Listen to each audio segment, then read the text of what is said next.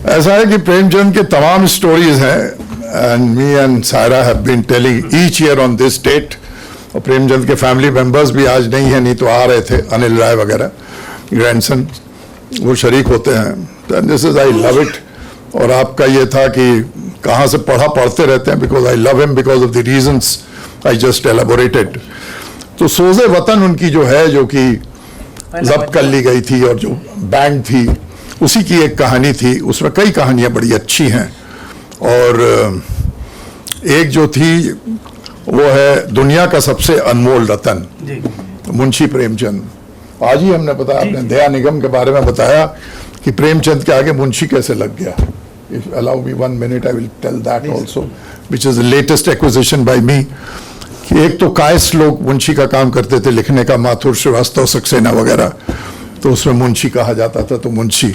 But एक fact आए, जब हंस प्रकाशन में पब्लिश होता था तो हंस प्रकाशन में कन्हैयालाल माणिकलाल मुंशी, भारतीय विद्या भवन और यूपी के फॉर्मर गवर्नर, वो हंस प्रकाशन में थे, तो संपादकीय में उनका नाम आता था कन्हैयालाल माणिकलाल मुंशी। उसके बाद सेकंड एडिटर में प्रेमचंद आता था, कॉमा हट गया, प्रेमचंद के आगे मुंशी जुड़ गया। That is how it came. That is a small anecdote which I just added, वही देखता रहता हूं। तो दुनिया का सबसे अनमोल रतन मुंशी प्रेमचंद। दिल फिगार एक कटीले पेड़ के नीचे दामन चाक किए बैठा खून के आंसू बहा रहा था। वो सौंदर्य की देवी यानी मलका दिल फरेब का सच्चा और जान देने वाला प्रेमी था।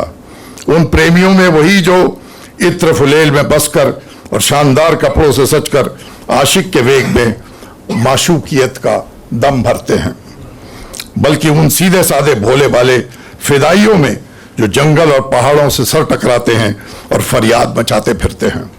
दिल फरेब ने उससे कहा था कि अगर तू मेरा सच्चा प्रेमी है तो जा और दुनिया का सबसे अनमोल चीज लेकर मेरे दरबार में आ, तब मैं तुझे अपनी गुलामी में कबूल करूंगी। अगर तुझे वो चीज न मिले तो खबरदार इधर रुख न करना, सूली पर खिंचवा दूंगी। दिल फिगार को अपनी भावनाओं के प्रदर्शन का, शिकवे शिकायत का, प्रेमिका के सौंदर्य दर्शन का तनिक भी अवसर न दिया गया। दिल फरेब ने जे हुई यह फैसला सुनाया, उसके चौबदारों ने गरीब दिल फिगार को धक्के देकर बाहर निकाल दिया। और आज 3 दिन से यह आफत का मारा आदमी उसी कटीले पेड़ के नीचे, उसी भयानक मैदान में बैठा हुआ सोच रहा है कि क्या करूं, दुनिया की सबसे अनमोल चीज मुझको मिलेगी? नामुमकिन। और वो है क्या? कारू का खजाना, आबे हयात, खुसरो का ताज, जामे जम, तख्ते ताउस, परवेज की दौलत? नहीं, ये चीजें हरगिज नहीं। दुनिया में जरूर इनसे भी महंगी, इनसे भी अनमोल चीजें मौजूद है, मगर वो है क्या? मिलेगी या खुदा मेरी मुश्किल क्यों कर आसान होगी? दिल फिगार इन्हीं ख्यालों में चक्कर खा रहा था और अकल कुछ काम नहीं करती थी। मुनीर शामी की हातिम सा मददगार मिल गया। एक काश कोई मेरा भी मददगार हो जाता, एक काश मुझे भी उस चीज का जो दुनिया की सबसे बेकिस्मत चीज है नाम बतला दे। वो मेरे हाथ क्यों नहीं आ रही है? आसमान पर तारे निकल आ रहे थे। दिल फिगार एकाएक खुदा का नाम लेकर उठा और एक तरफ को चल खड़ा हुआ। भूखा प्यासा, नंगे बदन, थकन से चूर, वो बरसों वीराने और आबादियों की खाक छीनता फिरा।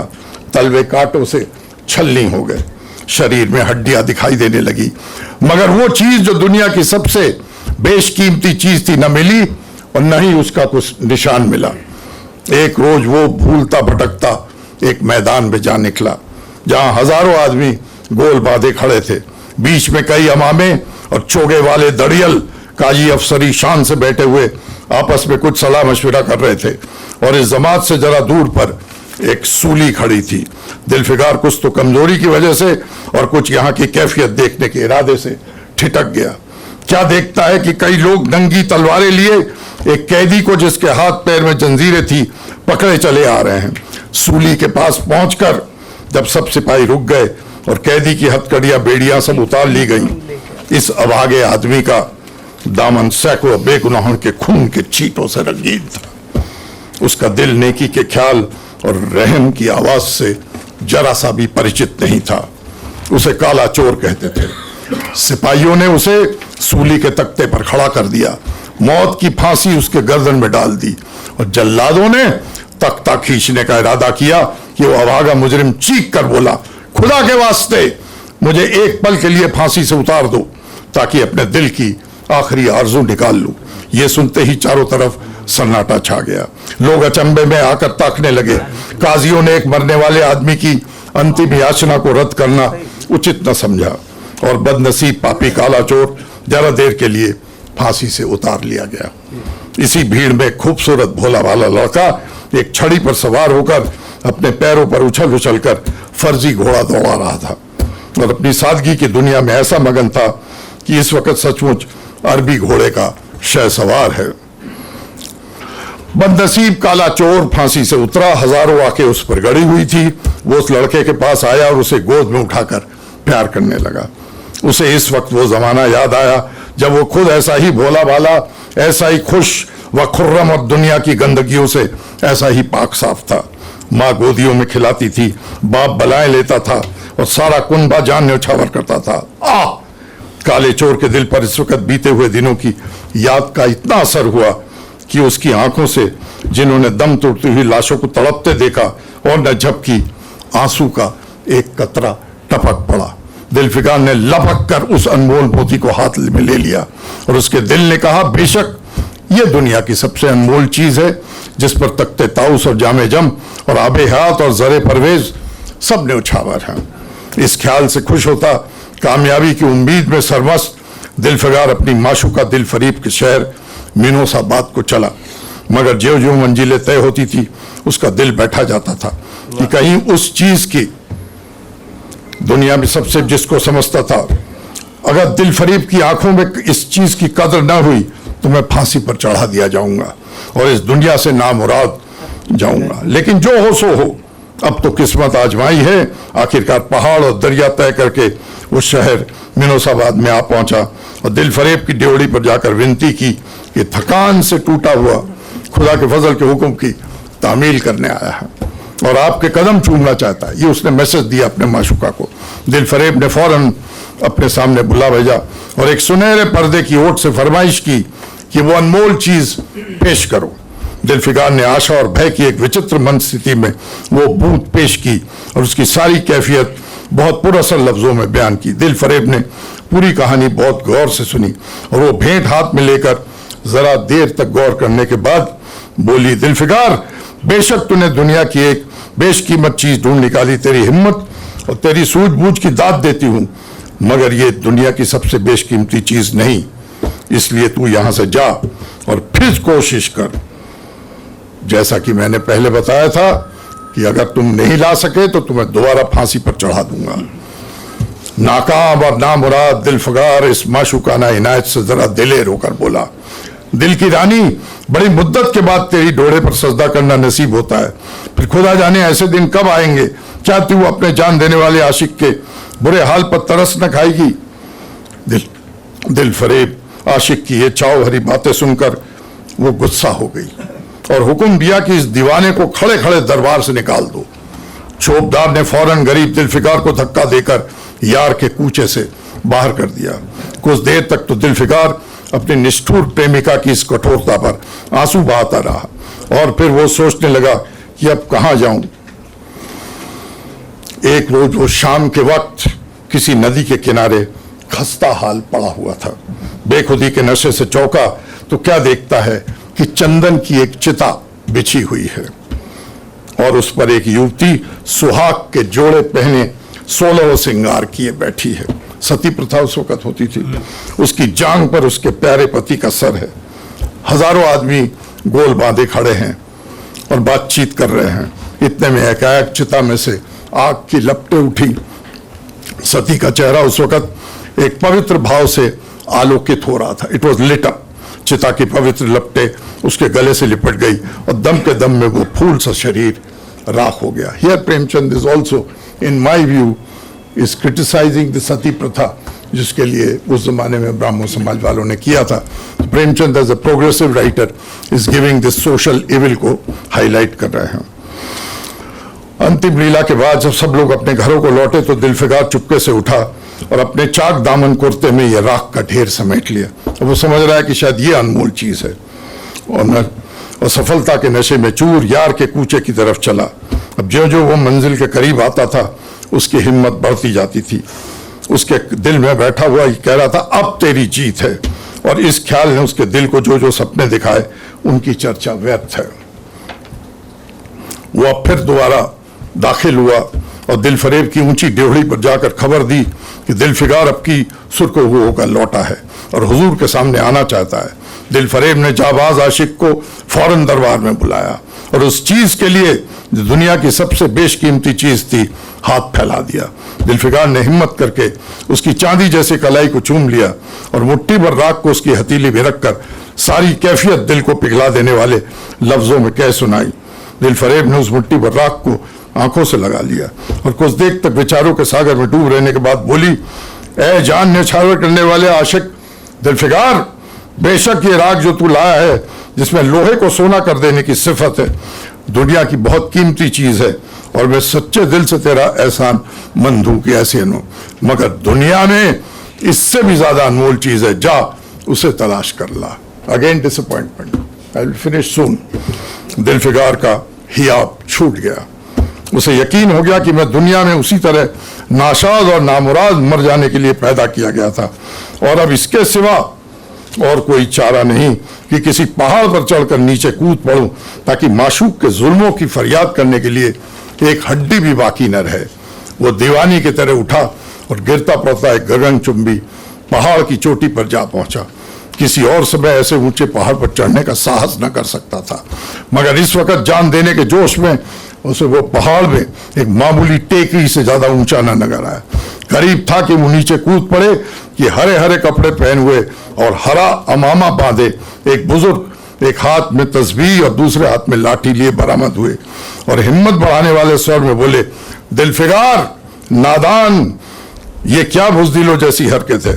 तू मोहब्बत का दावा करता है और तुझे इतनी भी खबर नहीं कि मजबूत इरादा मोहब्बत के रास्ते की पहली मंजिल है। मर्द बनकर हिम्मत न हार। पूरब की तरफ एक देश है, पूरब की तरफ एक देश है जिसका नाम हिंदुस्तान है। वहां जा और तेरी आरज़ू पूरी होगी। ये कहकर हजरत खिज गायब हो गए। दिलफिगार ने शुक्रिया की नमाज अदा करी और ताजा हौसले, ताजा जोश और अलौकिक सहायता का सहारा लेकर खुश खुश पहाड़ से उतरा और हिंदुस्तान की तरफ चला गया। मुद्दतों तक कांटों से भरे जंगल और आग बरसाने वाले रेगिस्तान और कठिन, उसके बाद वो हिंद के पास गए और नदी के किनारे लेट गया। शाम होते होते वो एक चटियल मैदान में पहुंचा जहां बेशुमार अधमरी और बेजान लाशें बिना कफन के पड़ी हुई थी। चील, कौए और वहशी दरिंदे भरे पड़े थे और सारा मैदान खून से लाल हो रहा था। ये डरावना दृश्य देखते ही दिलफिकार का जी दहल गया। या खुदा, किस मुसीबत में जान फंसी। मरने वालों की कराहना, सिसकना और एड़िया रगड़कर जान देना, दरिंदों का हड्डियों को नोचना और गोश्त के लोथड़ों को लेकर भागना, ऐसा हौलनाक सीन दिलफिकार ने कभी न देखा था। एकाएक उसे ख्याल करा कि ये लड़ाई का मैदान है और ये लाशें सूरमा सिपाहियों के हैं। लुक एट प्रेमचंद नाउ, वो वॉरियर्स में आ गया। इतने में करीब से कराहने की आवाज आई। दिलफिकार उस तरफ फिरा तो देखा एक लंबा तगड़ा आदमी जिसका मर्दाना चेहरा जान निकलने की कमजोरी से पीला हो गया है, जमीन पर सर झुकाए पड़ा हुआ है। सीने से खून का फवारा जारी है, मगर आबदार तलवार की मूठ पंजे से अलग नहीं हुई।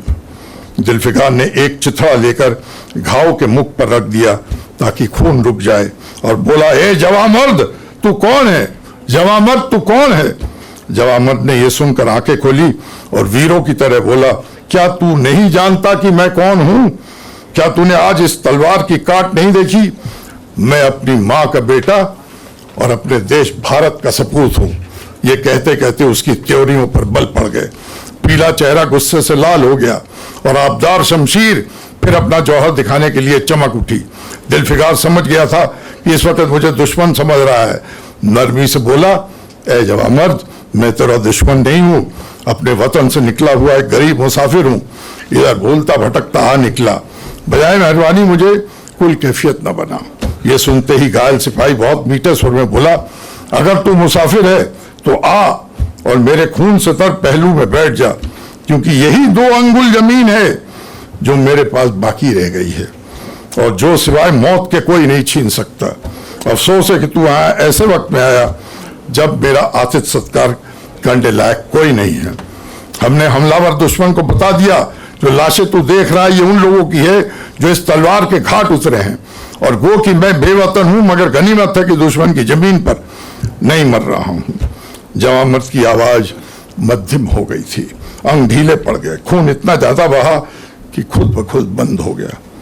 रह रहकर एक आध बूंद टपक पड़ता था। आखिरकार सारा शरीर बेदम हो गया, दिल की हरकत बंद हो गई और आंखें मूंद गईं। दिलफिकार ने समझा अब काम तमाम हो गया कि मरने वाले ने धीमे से कहा, भारत माता की जय, और उनके सीने से खून का आखिरी कतरा निकल पड़ा।